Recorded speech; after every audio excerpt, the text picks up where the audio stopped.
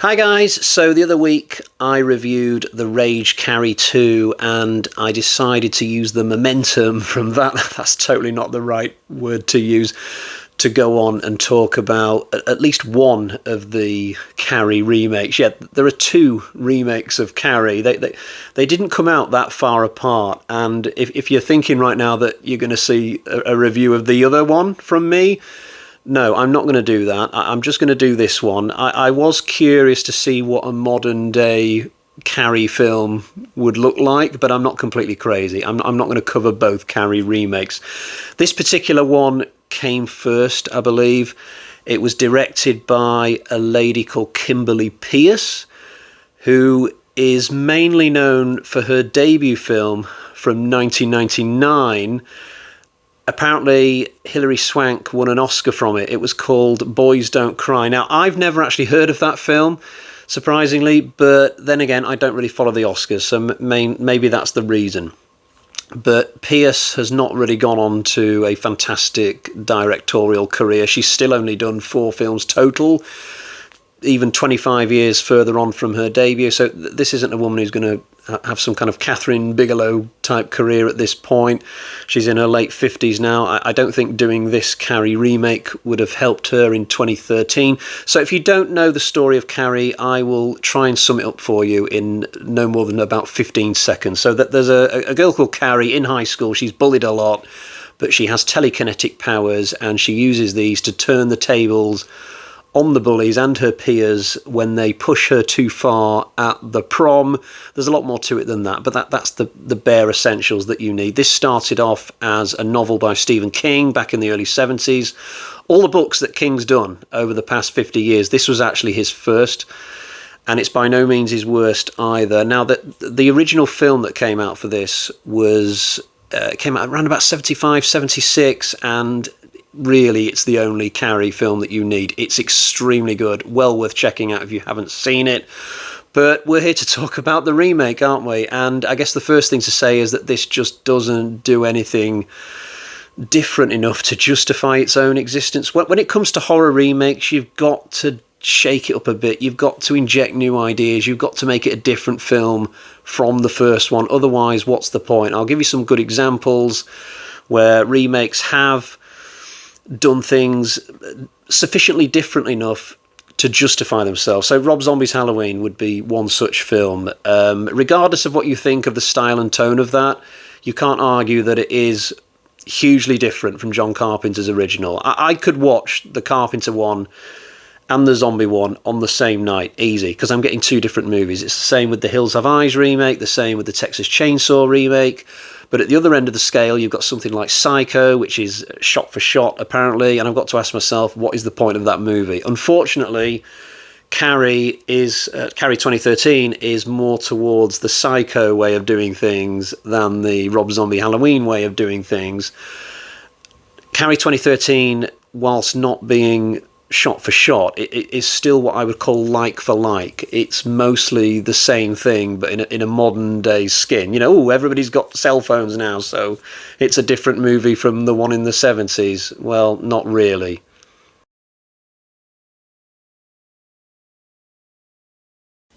So even though the film is mostly the same as the first one, it tries to tease you into thinking it's going to be different by having a wildly different opener. So we start off with Carrie's mum giving birth. She's got no midwife. She's at home. She's just squeezing the kid out by herself. And the camera is not shy in this scene. I mean, we see everything. It's very gory. Quite frankly, I really didn't need it.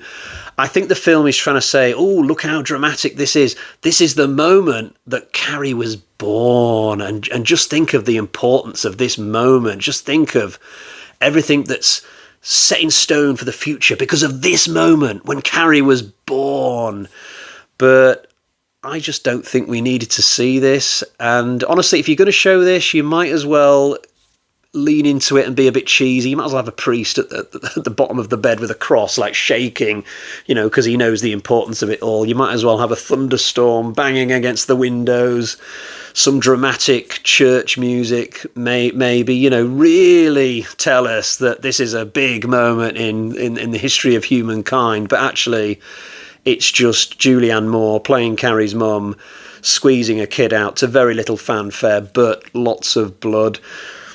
It's not long after this that we get a scene where, so in the first movie, Carrie is playing netball. I think that's the first we see of her, and then she misses the ball, and then they all go off to the showers. In this film, they're playing water volleyball, and then Carrie misses the ball, and then they go off to the showers. And that's an example of what this film is, just doing things slightly different all the way through, but it's still the same film. It's still the same set of events. It's still the same character arc, just a different skin, essentially. I mentioned cell phones earlier. Yeah, I think the film's trying to be more relevant to the modern times by introducing bullying by internet, bullying by phone. So the main bully here, Chris Hargensen, she takes a video of Carrie struggling to put her period pad in, and it's like, oh, look, we're going modern with this new Carrie film, but it just doesn't give me anything that I've not had in other modern-day horror films where teens are not using their phones for the reasons intended, you know what I mean? And this film makes the exact same mistake that the Rage Carrie 2 made. So I said in my review for Carrie 2 that it tries to go too nastier. It introduces this whole thing where we see a video of Carrie having sex at a party. It's played on the wall just to humiliate her, but it's just not good, the way that whole thing was utilised. And even though coming into this remake, they would have known that The Rage Carrie 2 was a failure, because this came out 14 years later. Lessons should have been learned. They've done that exact same thing with the finale of this. So this time it's a video of Carrie struggling to put her period pad on, and it's beamed onto the wall at the exact same moment as the pig's blood is coming down. And I'm thinking, what is the point of this? The pig's blood is enough, surely. It was enough in the first film. If you're going to mix it up a bit and do something different, you might as well have just done something different to the pig's blood rather than try and build on the pig's blood, if you see what I mean. But the whole finale, it tries to sort of be meaner and nastier, but it's just not entertaining. In the first movie, Carrie, she sort of saw the red mist and she was walking around in a bit of a daze, but it didn't feel like she was being mean and angry like she is in this film, because in this film it feels like she's picking out her victims, where the first one she was just walking around with that kind of dazed look. This time around there's not anywhere near the same amount of directorial flair as well. So in the first film, we get the moments like with the split screen and Carrie and Tommy turning around 360 degrees on the dance floor, that kind of thing, but there's nothing to write home about this time around with anything in the finale. It's just filmed in the most bland way, and given the fact that this is a massacre and people are dying in all sorts of different ways, it's amazing how bored I was watching it.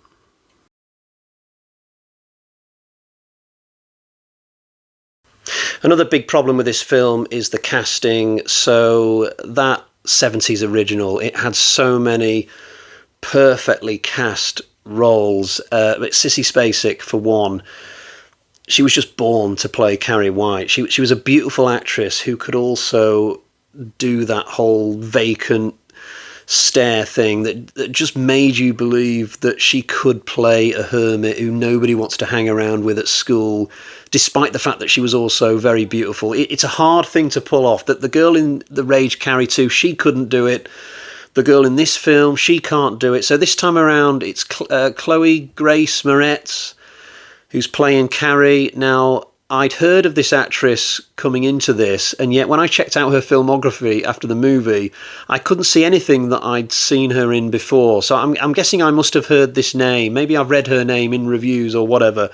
But I think this is the first time I've seen her, and she's pretty good. She's just not a great Carrie White. I just don't buy that this girl would be an outcast at school. She's too good looking.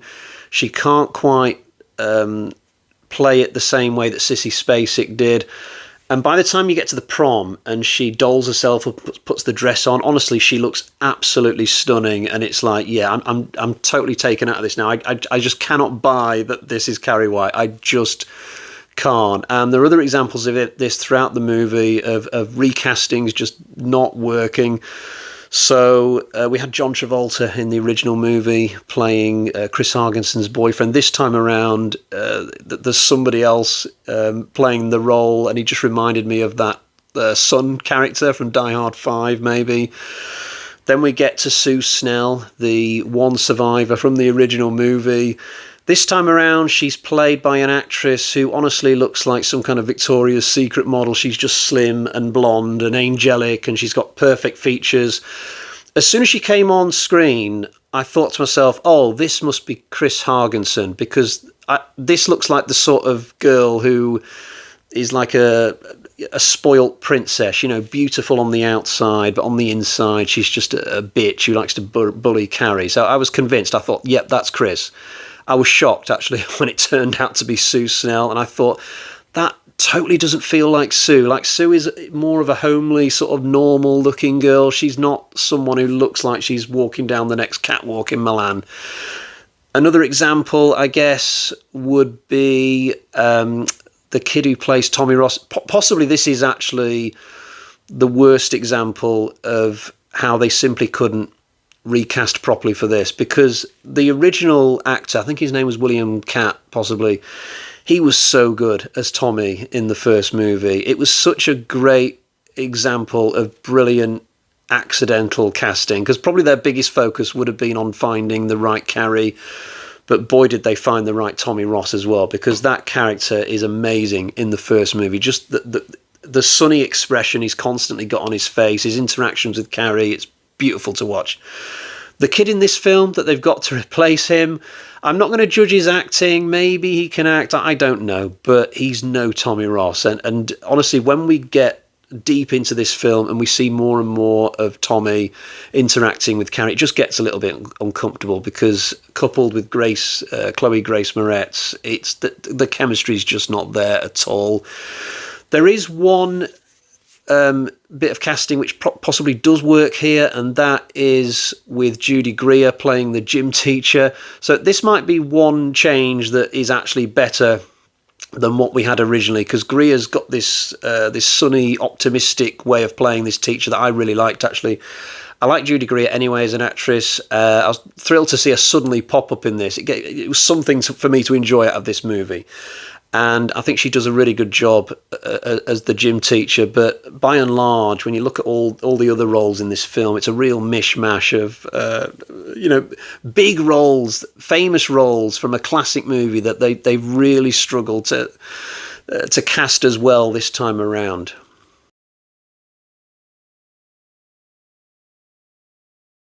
So it's time to show you the version of home media that I own for this, but surprise, surprise, I don't own Carrie 2013 on DVD or Blu-ray, and I never will, unless somebody buys this for me on my birthday as some kind of prank. But even then, I will only own it for as long as it takes the giver to leave the house, at which point I will quietly slip the DVD or Blu-ray into the bin. I don't think I would get much for Carrie 2013 at CEX, but getting back to the original point, I don't own it. Shall we get to the bag of terror and find out how I'm going to score this? I think we should. Not much in here today. In fact, just one bloody axe. This is a terrible movie. It's also a pointless movie. Just watch the original. This is even less than what I gave The Rage Carrie 2, and that was a pretty bad film. So I'll leave it here. We'll wrap up for today, unless you want to hang on a minute longer and find out how I'm getting on with my horror reading. So I don't just watch horror movies, I also read, and just recently I've been going through some of the really early Stephen King novels. This is what got me to once again check out Carrie and that whole universe for the first time in years. So the idea is that I'm going to read the Stephen King novels in chronological order. I've done Carrie, Salem's Lot, and The Shining so far. Here is The Shining, which I finished just a couple of nights ago, and even though this is a brilliant book, I would still say that Salem's Lot is my favourite of the three that I've read up to this point. But because I've done 3 King novels back to back, I've decided to have a tiny little break. Watching Alien Romulus at the cinema has put me in the mood for some alien fiction, and I've decided to go with Alien Isolation, the adaptation of the famous video game, which is my favourite game of all time, by the way. I'm actually surprised, therefore, that I've not checked out this novel before. And so far, I'm about a third of the way through. It is playing out pretty much like the video game, which is no bad thing, but I'll save my final judgment for when I finish this. But yeah, this is super cool, and I'm enjoying it up to this point. And I think after this, I'll move on to The Stand by Stephen King. That's going to be my next Stephen King book. But yeah, that's my reading update for today. And yeah, definitely done now. So we were mainly here for Carrie 2013, but there wasn't much to write home there, was there? So thank you for joining me if you've made it this far, and I will catch you again soon. Bye-bye.